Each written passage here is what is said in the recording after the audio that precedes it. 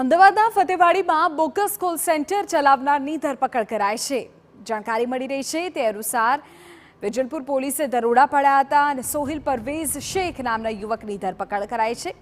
Laptop અને mobile કબજે કરી તેમાં રહેલા ડેટાની તપાસ શરૂ થઈ ગઈ છે। અમેરિકન નાગરિકોને લોન આપવાના નામે ઠગાઈ આચરાતી હતી। ડેટા એકત્ર કરી લોકોની સાથે ઠગાઈ કરતો હતો શખ્સ।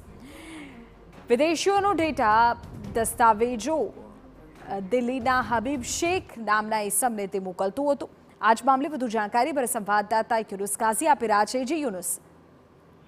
વેજલપુર પોલીસ મથકના ઇન્સ્પેક્ટર RM ચૌહાણને બાતમી મળી હતી કે અમદાવાદના ફતેવાડીમાં રહેતા એક જે સોહેલ પરવેઝ શેખ નામનો યુવક છે તે અમેરિકા સહિતના વિદેશના નાગરિકોનો કોલ કરીને તેઓને લોન અપાવવાના નામે તેઓની પાસેથી દસ્તાવેજો મેળવતા હોય છે અને અન્ય જે ડેટા મેળવીને દિલ્હીના હબીબ શેખ નામના ઈસમને મોકલે છે અને તે હબીબ શેખ સાથે મળીને વિદેશી નાગરિકો સાથે ઠગાઈ કરે છે। બાતમીને આધારે Vejalpur police inspector RM Chauhan તથા તેઓની ટીમે 2 દિવસ પૂર્વે ફતેવાડીમાં દરોડો પાડીને સોહેલ અને શેખની ધરપકડ કરી હતી અને તેનું જે લેપટોપ મોબાઈલ તથા જે અન્ય ચીજ વસ્તુઓ છે તે કબજે કરી હતી। હવે ડેટા એનાલિસિસ શરૂ કરવામાં આવ્યું છે કે અત્યાર સુધી કેટલા નાગરિકોને ઠગવામાં આવ્યા છે અને હબીબ શેખને કેટલો ડેટા મોકલવામાં આવ્યો છે।